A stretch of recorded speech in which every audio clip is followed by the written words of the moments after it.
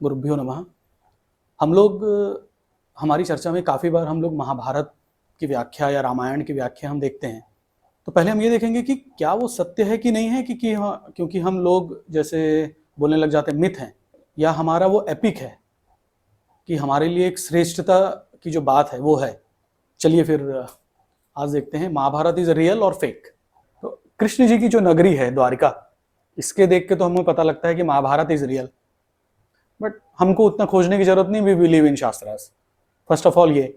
दूसरा, ये आया क्यों? तो हम थोड़ा सा महाभारत के 8वें जो उसका बुक है, जिसमें कर्ण और अर्जुन की लड़ाई जो बताई गई है, अभी हम साइंस से समझेंगे कि महाभारत सही था या उसमें जो बातें बताई गई थी वो नहीं है। तो इस लड़ाई में आप महाभारत जब पढ़ेंगे 16 बार ब्रह्मास्त्र का उसमें जिक्र हुआ है। इन 16 बारों में 3 बार इसमें आता है जब मार्कंडे राम की बात बताते हैं, तब उसमें एक रामायण की बात आती है। तो ये स्टोरी हो गई जो यहाँ पे एक्सप्लेन की जा रही है। ऐसे ही 2 बार और हैं जब परशुराम जी की बात आती है। इसके अलावा 13 टाइम्स, 13 बार ब्रह्मास्त्र जो है महाभारत की लड़ाई में यूज हुआ है। तो ब्रह्मास्त्र जब भी यूज किया जाता है तो वो हर बार एटॉमिक वॉर नहीं है। वो लोग बोल देते हैं ब्रह्मास्त्र इज एटॉमिक वेपन, अणु वेपन। नहीं, ब्रह्मास्त्र एक मंत्र का वेपन है। जो आप सोच के बोलेंगे वही वो आएगा आपके पास। मतलब जैसे आपने वरुण को समझ के बोला तो ऐसी बारिश होगी कि आसपास की पूरी चीजें भाग ले जाएगी। सामने वाला इसको रोक सकता है विद मंत्र। इसलिए हमारे शास्त्रों में एक बार कंटिन्यूस आता है अस्त्र और शस्त्र। अस्त्र मतलब क्या हो गया, शस्त्र मतलब तो आप समझ गए, जो चीज बनाई गई है। अस्त्र का मतलब एक घास को उठा के, एक मंत्र को लेके, उसको जब आप बोलेंगे किसी फोड़े पे या किसी जगह पे रखेंगे तो ये मंत्र के साथ वो औषधि या अस्त्र के रूप में वो प्रयोग होता है। ये अथर्ववेद में बहुत ही सूक्ष्म रूप से एक्सप्लेन किया गया है। या कोई आपने एक लकड़ी ले ली, उसमें जब आप मंत्रित उसको कंटिन्यूस करते हो तो वो सामने वाले से जाके लड़ सकता है। वो कैसे? इसलिए वो अस्त्र है क्योंकि उसको आपको पकड़ने की जरूरत नहीं पड़ती है, वो मंत्र उसमें एक्टिव रहता है। सेम चीज होता है ब्रह्मास्त्र में, इसलिए वो अस्त्र कहलाया गया, वो शस्त्र नहीं कहा गया। क्योंकि मंत्र से जब सामने वाला एक बाण छोड़ता है तो वो एक्टिविटी जो है उसकी बदलती है। डिफरेंस सिर्फ इतना होता है कि सामने वाले ने अपने मन में क्या सोच के बोला, इसलिए वो अस्त्र के रूप में काम करता है वो। तो अस्त्र को आप ऐसे समझिए, अभी जैसे अग्नि मिसाइल है ब्रह्मोस है, ये करती क्या है, एक जगह से ये निकली जो इसका स्टार्टिंग पॉइंट है और फिर हवा में अपने आप कंट्रोल रहती है। इसका जो वर्क है या वर्क ऑफ नेचर है जो इसको करना है, 3000 किलोमीटर 5000 किलोमीटर तक ये कर लेगी इसको। तो उसमें एक गाइडिंग सिस्टम है, उसका गाइडेंस तो वही जो मंत्र है ये गाइडिंग सिस्टम होता है। लेकिन क्या 5000 साल पहले हम लोग इतने एडवांस थे? ऐसी टेक्नोलॉजी थी? उसके बाद जब आप जाएंगे, ब्रह्मास्त्र का मतलब वही, अग्नि को किसी ने मंत्र बोला, वायु से बोला तो बहुत तेज की वायु आ गई, वरुण। ऐसे ही जब अर्जुन ने ब्रह्मास्त्र का यूज किया तो आपके कर्ण ने उसको विफल करने की वो कोशिश कर रहा था।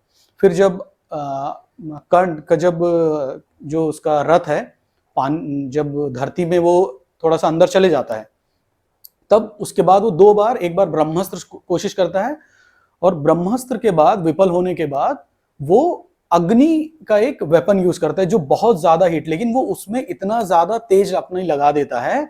और यही वो वेपन था जिसकी वजह से बहुत दूर दूर तक उसकी हीट की वजह से, क्योंकि यहाँ पे लोग इस अस्त्र को यूज, लेकिन जहां पे लोग इसको नहीं यूज कर पाते थे या जहां पे लोग इसको नहीं रोक पा रहे थे, वहां पे एक बहुत ज्यादा हीट डेवलप होना, यही अस्त्र का सबसे इंपॉर्टेंस काम है। तो उस गर्मी की वजह से लोग मरते हैं। तो लेकिन हम इसको क्यों देख रहे हैं?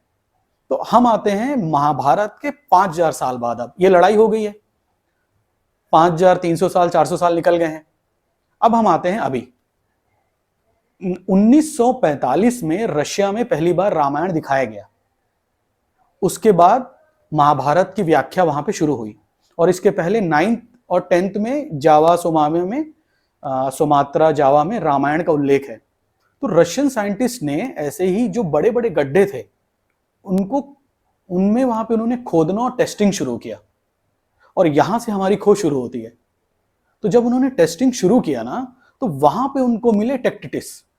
ये होता क्या है, ये बनता कैसे, पहले आप ये समझिए। जब भी आप ऐसा मानिए, जब भी 2000 डिग्री का सेंटीग्रेड का टेम्परेचर जब बनेगा और उस पर प्रेशर भी बनता है इसके साथ साथ, ये प्रेशर और टेम्परेचर दोनों, अभी हम लोग 40 डिग्री 45 डिग्री की सोच रहे हैं ना, 2000 डिग्री सेंटीग्रेड की जब प्रेशर और हीट बनती है, तब सैंड जो होता है, जिसको हम रेत कहते हैं, ये भी पिघलने लगती है। लावा आप सुना होगा आपने, जब वॉल्केनो फुटता वगैरह है तो वहां पे पत्थर भी पिघलते हैं, वैसी रेत पिघलती है, और रेत पिघल के जब सूख जाती है तब वो टेक्टिटिक्स बनते हैं।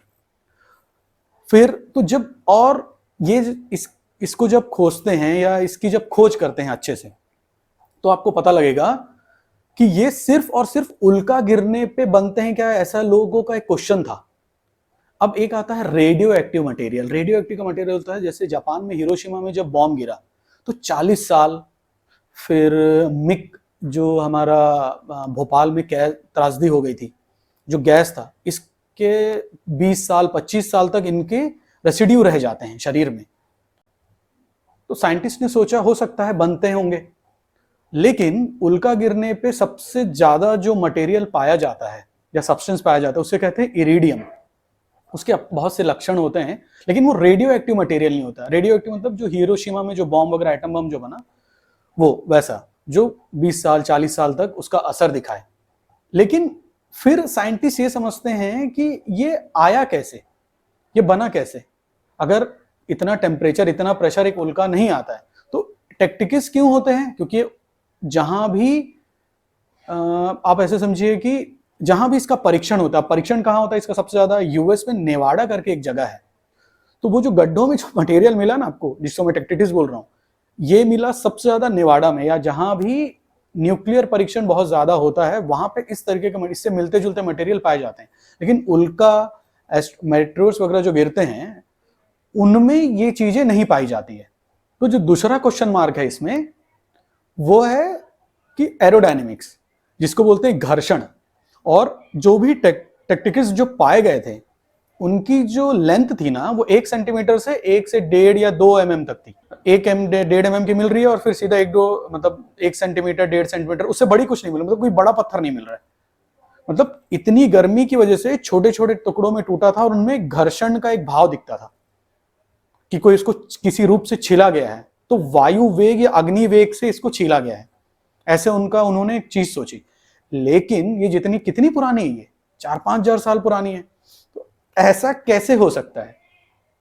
लेकिन इसमें से कुछ चीजें राम के काल की भी होंगी, लेकिन जो कार्बन डेटिंग जो मशीन है ना, वो 70s वगैरह में बस 1000-1500 साल 2000 साल पुराना बताए तो उतना ही पुराना बताते हैं। धीरे धीरे ये कार्बन डेटिंग मशीन में चेंजेस आ रहे हैं। इस वजह से आपको, जैसे आप 20 साल 25 साल पहले कोई मंदिर कोई बताया होगा कार्बन डेटिंग से ये 3000 साल या 1100 साल पुरानी थी, धीरे धीरे ये आगे आपको पता चलेगा वही मंदिर उसी मशीन से 7000 साल 11000 साल पुरानी है, या हो सकता है 40000 साल पुरानी है। तो ये मशीन का एक डाउटफुल नेचर होता है, लेकिन फिर भी बता देता है वो उसके आसपास तक, लेकिन भारत की चीजों के वो आसपास तक नहीं पहुंच सकता। फिर उन्होंने ये देखा कि ऐसी चीजें कहां लिखी गई है, भारत। क्योंकि भारत क्या है, भारत एक दर्शन है, भारत एक ज्ञान है। पश्चिम देश क्या बोलते हैं, अगर आपको कुछ सीखना है और समझना है तो आप भारत जाइए। फिर रामायण का उन्होंने पढ़ना शुरू किया, जो 1874 में पूरी की पूरी संस्कृत, टी.एच. ग्रिफिन करके एक बहुत अच्छे वेदता हैं, उन्होंने उसका पूरा का पूरा रूपांतरण कर दिया था, ट्रांसलेशन जिसको कहते हैं।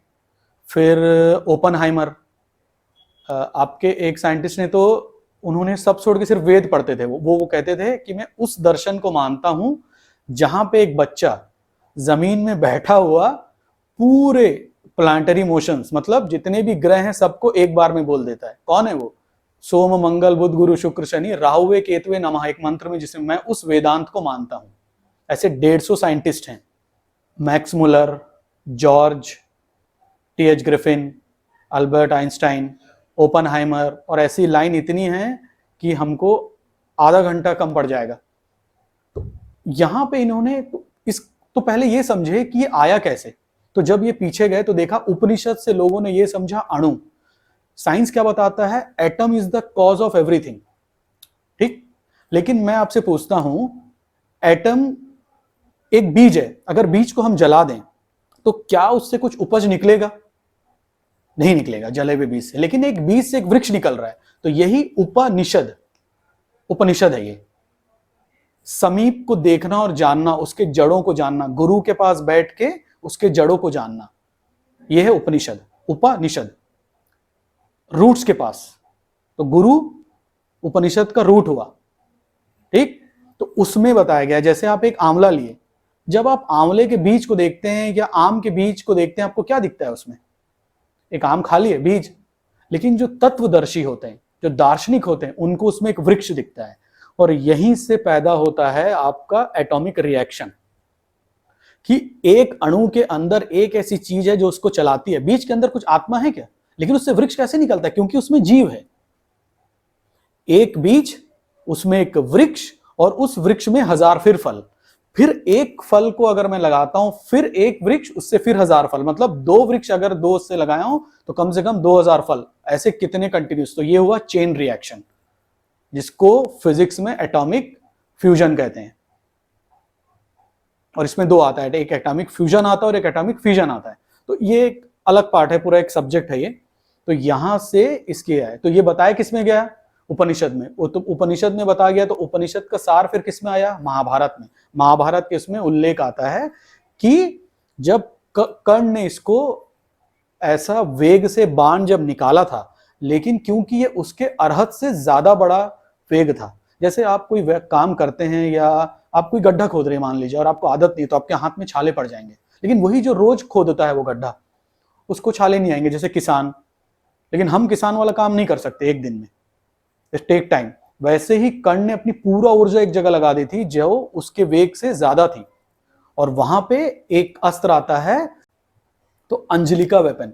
और अंजलिका वेपन जो इसने यूज किया था अर्जुन ने, उसके पहले जो आपके कर्ण ने हीट जो डेवलप करता है वो वेपन किया, तो उसके गुण क्या थे? सेम एटॉमिक बम जैसे गुण थे। क्या था वो? कि आपका पानी दूषित हो जाएगा, नाखून आपके पूरे गिर जाएंगे, और जितने भी पक्षियों के पंख हैं वो पूरे के पूरे आपके एक साथ भस्म हो जाएंगे, राख बन जाते हैं वो। और यही लक्षण एटॉमिक बम में भी दिखता है हमको। और रशियन, जापानीज और फ्रेंच जो साइंटिस्ट हैं वो इस निष्कर्ष पे पहुंचे, क्योंकि वॉर इसमें ही लिखा हुआ है। आप जिसको मिथ मानते हैं उसको वो एपिक मानते हैं, और हमारे लिए ये दर्शन है और शास्त्र है, इतिहास है हमारा ये। इसलिए इसको पुराण कहते हैं ये, क्योंकि हमसे थोड़े पहले का है ये। थोड़े नहीं, आप ज्यादा भी बोल लीजिए, इसीलिए। तो ये बस इनके लिए फिर क्वेश्चन मार्क क्या लगा कि ऐसा शास्त्र और ऐसा एडवांस सिविलाइजेशन ये आया और बना कैसे। वो ये सोचना छोड़ दिए कि था कि नहीं था। मैं यहां पे ये वीडियो आप खत्म करता हूं। आगे हम भारत के दर्शन में कुछ चीजें और समझेंगे। और भारत राष्ट्र, हम खाना बदोश नहीं थे। आप ये सब जो समझते हैं ये हम वैसे नहीं थे, ये सब आगे हम समझेंगे। ठीक है, कृष्णार्पणम।